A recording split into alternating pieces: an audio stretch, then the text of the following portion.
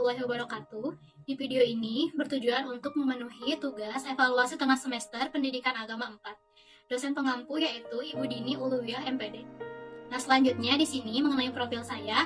Nama saya Anissa Fitri Rahma Salsabila, NPM 1121190, kelas H1 Manajemen. Nah, selanjutnya di sini saya akan membahas mengenai rangkuman materi. Yang pertama itu adalah Ma'rifatul Insan, yang kedua Hakikatul Insan, yang ketiga adalah Tokatul Insan, dan yang keempat Nafsul Insani. Nah, di sini selanjutnya yang pertama itu Ma'rifatul Insan. Apa sih Ma'rifatul Insan? Nah, Ma'rifatul Insan menurut bahasa itu berarti mengenal. Sedangkan insan berarti manusia atau diri sendiri. Nah, Ma'rifatul Insan ini berarti mengenal diri sendiri. Menurut istilah, yaitu suatu proses mengenali dan memahami penciptaan Allah Subhanahu wa Ta'ala, yang mana manusia merupakan makhluk yang paling sempurna di antara makhluk lainnya. Selanjutnya, mengenai manusia. Manusia adalah salah satu makhluk ciptaan Allah Subhanahu wa Ta'ala yang memiliki peranan penting dalam kehidupan di muka bumi ini.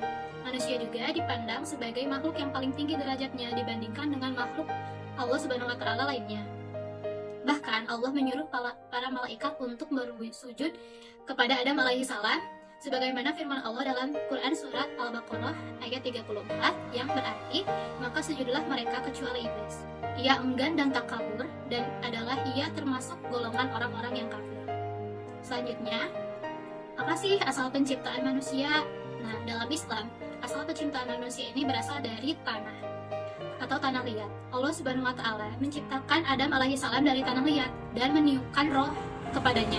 Hal ini dijelaskan dalam Al-Quran surat Al-Hijr ayat 26-29 yang berbunyi, "Wahai Muhammad, sesungguhnya kami telah menciptakan manusia dari tanah liat yang dijadikan.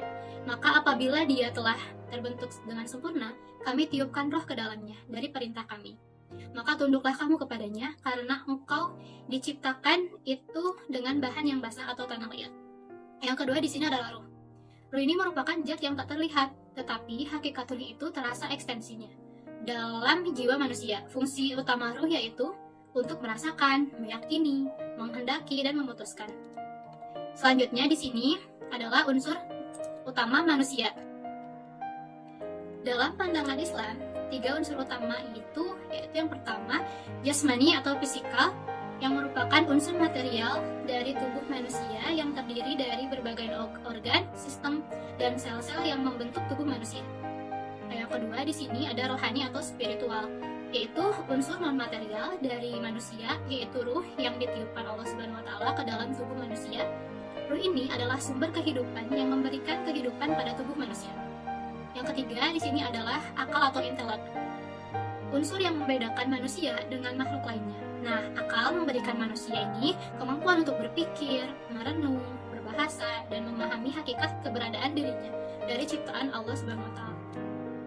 Nah, dalam pandangan Islam, ketiga unsur ini harus dijaga dan dikembangkan agar manusia dapat hidup seimbang dan harmonis dalam kehidupan di dunia serta memperoleh kebahagiaan dan keberhasilan di akhirat. Penting bagi manusia untuk menjaga keharmonisan antara unsur jasmani dan rohani serta menggunakan akal yang baik dan benar dalam menentukan perilaku dan tindakan kita sehari-hari. Selanjutnya di sini adalah amanah manusia. Manusia itu diberikan amanah oleh Allah sebagai khilafah di bumi untuk mengelola dan menjaga kelestarian alam serta melakukan perbuatan baik. Konsep ini tercermin dalam firman Allah Subhanahu wa Ta'ala Al-Quran surat Al-Ahzab ayat 72 yang berbunyi, "Kami tawarkan amanah kepada langit, bumi, dan gunung-gunung. Namun mereka enggan untuk memikulnya dan mereka takut atau tidak sanggup melaksanakannya. Sedangkan manusia mau memikulnya, sungguh manusia sangat zalim dan sangat bodoh." Dalam pandangan Islam, amanah yang diberikan Allah Subhanahu wa Ta'ala ini kepada manusia meliputi kewajiban untuk menjaga alam dan lingkungan, mengembangkan potensi diri dan masyarakat, serta melaksanakan tugas-tugas sosial dan agama yang benar dan bertanggung jawab. Manusia juga diamanahi oleh Allah untuk mengembangkan potensi akal dan emosi. Sebagai khalifah di bumi, manusia diharapkan untuk bertindak adil, jujur, amanah, sabar, serta memelihara hubungan baik dengan sesama manusia dan makhluk lainnya. Nah, selanjutnya di sini adalah hakikatul insan atau hakikat manusia. Apa sih hakikat manusia itu? Nah, ini adalah merupakan konsep dalam Islam. Nah, konsepnya yaitu mengacu pada hakikat sejati manusia, bahwa manusia pada dasarnya adalah makhluk ciptaan Allah yang mulia dan memiliki potensi yang besar untuk mencapai tujuan hidupnya di dunia dan di akhirat. Hakikat manusia ini juga berkaitan dengan pandangan Islam tentang tujuan hidup manusia, yaitu untuk mengenal, beribadah, berbuat kebajikan, serta membentuk hubungan yang baik dengan sesama manusia atau makhluk Allah lainnya. Menurut KBBI atau Kamus Besar Bahasa Indonesia ini memiliki dua arti nih hakikat manusia. Yang pertama itu intisari atau dasar, contoh kata dia menanamkan hakikat ajaran di hatimu. Nah, yang kedua ini kenyataan sebenarnya atau sesungguhnya. Baik, selanjutnya di sini yang pertama ini adalah makhluk. Menurut Kamus Besar Bahasa Indonesia, makhluk adalah sesuatu yang dijadikan atau diciptakan oleh Tuhan, seperti manusia, binatang, dan tumbuh-tumbuhan. Yang kedua di sini adalah dimuliakan, ya. Manusia itu adalah satu-satunya makhluk Allah yang dimuliakan di antara makhluk lainnya. Nah, selanjutnya yang ketiga, dibebani. Manusia adalah makhluk mukallafun, dibebani tanggung jawab. Di pembahasan madah Ta'riful Insan telah diulas bahwa manusia diberi amanah ibadah dan khilafah oleh Allah Ta'ala. Yang keempat di sini adalah bebas memilih. Manusia adalah makhluk mukhayyarun, diberi pilihan oleh Allah Ta'ala apakah memilih al-iman atau al-kufur. Yang kelima di sini adalah balasan atau pertanggungjawaban. Setiap perbuatan pasti akan ada balasan atas apa yang telah diperbuat, maka Allah berkehendak agar manusia dapat memilah apa yang ia lakukan. Nah, selanjutnya untuk di sini yaitu sebagai makhluk yang diciptakan Allah Subhanahu wa Ta'ala memiliki berbagai potensi untuk tumbuh berkembang menuju kepada kesempurnaan. Oleh karena itu, menjalani kehidupan di dunia dengan sebaik mungkin. Tentu, perasaan ini akan selalu melekat kepada diri kita jika terus menjalankan kewajiban sebagai hamba Allah. Hakikat manusia yang utama tentunya sebagai hamba Allah atau abdi Allah. Maka sebagai seorang hamba, manusia wajib mengabdi kepada Allah Subhanahu wa Ta'ala dengan cara menjalani segala perintahnya dan menjauhi segala larangannya. Sebisa mungkin kita harus terus mengingat Allah dimanapun dan kapanpun, mengucapkan doa setiap melakukan sesuatu atau berkegiatan semasa hidup di dunia ini. Kita juga harus meyakini Islam, mempelajari Islam dengan baik, mengamalkan ilmu yang kita punya, memiliki kesabaran yang tiada hentinya, dan menghargai juga membantu sesama manusia. Nah, selanjutnya di sini taqatul insan atau potensi manusia.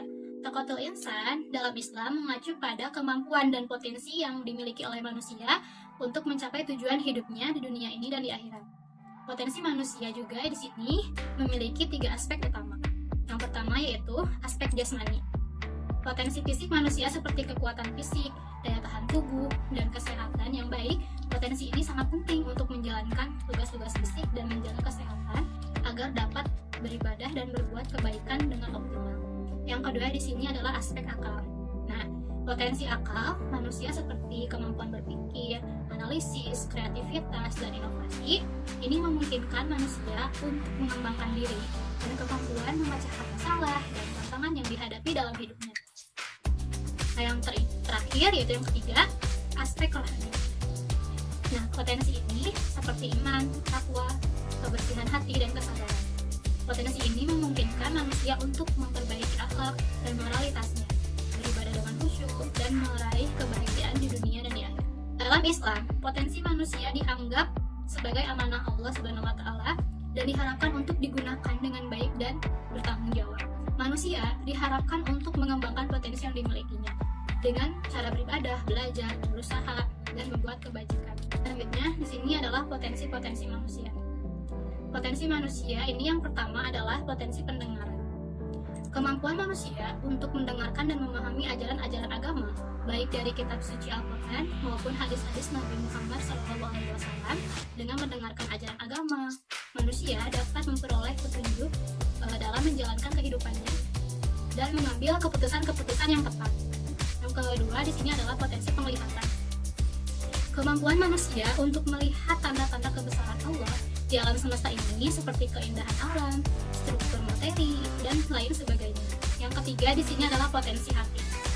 Adalah kemampuan manusia untuk merasakan dan mengalami perasaan seperti cinta, kasih sayang, belas kasihan, rasa syukur, dan lainnya.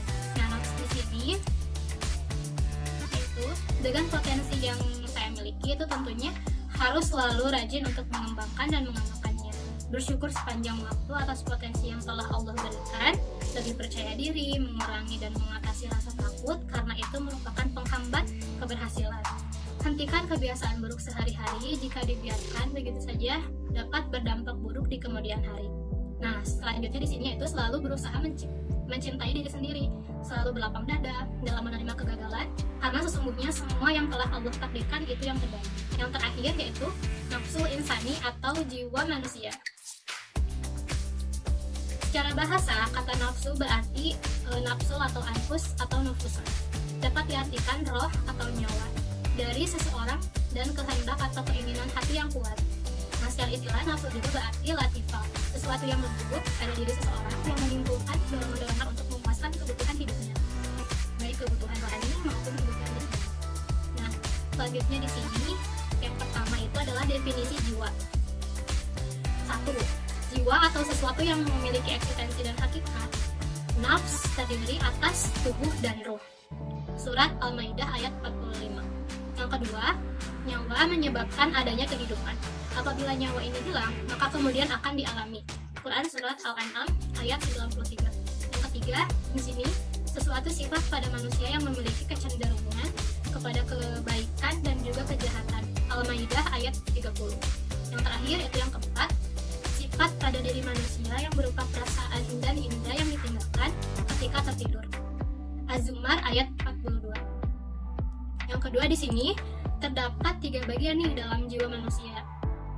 Nah, yang pertama yaitu nafsu ammarah bisu, adalah nafsu yang cenderung kepada kejahatan dan dosa.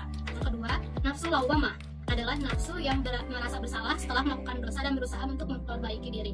Yang ketiga yaitu nafsu mutmainnah, adalah nafsu yang selalu tenang dan bahagia karena selalu mendekatkan diri kepada Allah. Dalam Islam, tujuan utama manusia adalah untuk memperbaiki jiwa manusia dan mendekatkan diri kepada Allah. Manusia juga harus memperkuat nafsu lawamah dan nafsu mutmainnah, serta mengendalikan nafsu ammarah bisu. Hal ini dapat dilakukan dengan cara memperbanyak ibadah, meningkatkan keimanan, membaca Al-Quran, dan melakukan amal soleh. Nah, maksudnya di sini yaitu apa sih yang akan saya lakukan gitu ya? Di sini yaitu yang pertama, selalu berpikir positif dan husnuzon kepada Allah Subhanahu wa taala. Yang kedua, tidak mudah terpengaruh oleh hal-hal yang tidak baik atau dilarang. Yang ketiga, bertanggung jawab atas apa yang telah dilakukan. Yang keempat, bersabar dan ikhlas untuk apa yang telah Allah takdirkan. Yang kelima, berusaha memperbaiki diri untuk menjadi lebih baik lagi. Yang keenam, memperbanyak bersyukur untuk setiap hal yang telah saya lalui. Yang ketujuh, tidak terburu-buru dalam melakukan sesuatu, karena itu akan menghasilkan sesuatu yang bahkan tidak bisa saya prediksi ke depannya. Yang terakhir yaitu menahan diri untuk membeli sesuatu yang bahkan hanya sebuah keinginan saja, bukan sebuah kebutuhan. Kesimpulan dari keseluruhan materi tadi yaitu Marifatul Insan mengajarkan tentang pentingnya manusia untuk mengenal dirinya sendiri, mengenali Allah, dan mengetahui tujuan hidupnya. Hakikatul Insan membahas hakikat manusia sebagai makhluk yang memiliki keistimewaan dan kemampuan unik yang diberikan Allah. Taqatul Insan yaitu menjelaskan tentang kekuatan dan potensi manusia dalam memenuhi tujuan hidupnya. Sementara untuk Nafsul Insan yaitu membahas tentang jiwa manusia dan pentingnya manusia untuk memperbaiki dan mengendalikan jiwa agar selalu mendekatkan diri kepada Allah. Kesimpulannya yaitu manusia dalam pandangan Islam memiliki potensi besar untuk mencapai kebahagiaan hidup dan memenuhi tujuan hidupnya dengan cara mengembangkan dan memanfaatkan potensi yang dimilikinya serta selalu mengendalikan dan memperbaiki dirinya sendiri agar selalu dekat dengan Allah Subhanahu wa taala. Terima kasih, sekian dari saya. Wassalamualaikum warahmatullahi wabarakatuh.